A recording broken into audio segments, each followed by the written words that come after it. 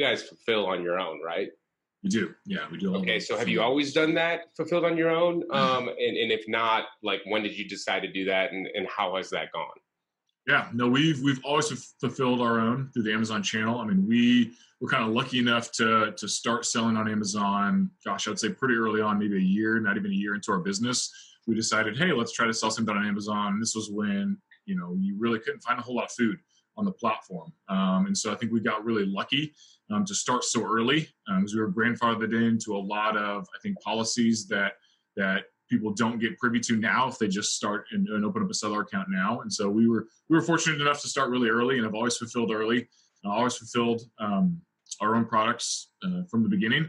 And it's just the control, being able to have that control and making sure that we're not out of stock. So Amazon has algorithms that really, really hurt you if you have products that are out of stock, or if you don't get products from customers. They're so customer centric. You've got to deliver on time. You've got to deliver your product to Amazon's warehouses on time so they can deliver it to the customer on time, and you really get hurt, both in search rank and as a rank as a seller if you don't deliver on time. So being able to have that control has been really important for us, because I know that it's a metric that's really important to Amazon, and it really helps. So. Interesting. From a fulfillment standpoint, since we're talking about that, is there any, what are some positive? Clearly, there's positives of fulfillment, control, cost, things like that. But there's also negatives, that upfront cost, processes. Has there been any specific negatives or kind of learnings you can share with people, or experiences that you guys have learned from? For sure. I mean, I think the big one for us, not necessarily on the Amazon side, but from our own direct-to-consumer business, I think the biggest thing that we've learned is and it goes hand in hand with Amazon. I mean, we call it the Amazon effect, right? Everybody expects product to ship in 2 days, and they expect it to ship for free, and they expect to get it there quick. And so, we can't compete with the amount of money that Amazon loses on shipping every year. Like, we'll go out of business, right? Yeah. But our customers still expect that. They still expect product to be shipped out that day.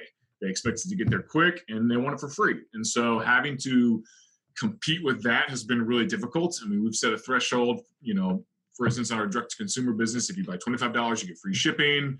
We run a lot of promotions on our direct-to-consumer business as well, which really brings down the profitability of that. But, it's what consumers expect, unfortunately. It's really hard to compete with that, and it's really hard to convince customers that we are not Amazon. We're a lot smaller than that, and so we try hard to at the end of the day, we're never going to be able to compete with them and offer free shipping across the board or offer guaranteed 2-day shipping.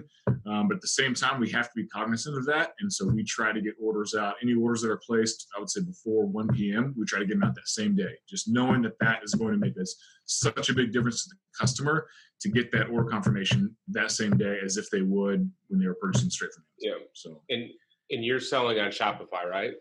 Correct. Yeah. So then are you guys just leveraging Shopify to ShipStation and having that workflow from your fulfillment process?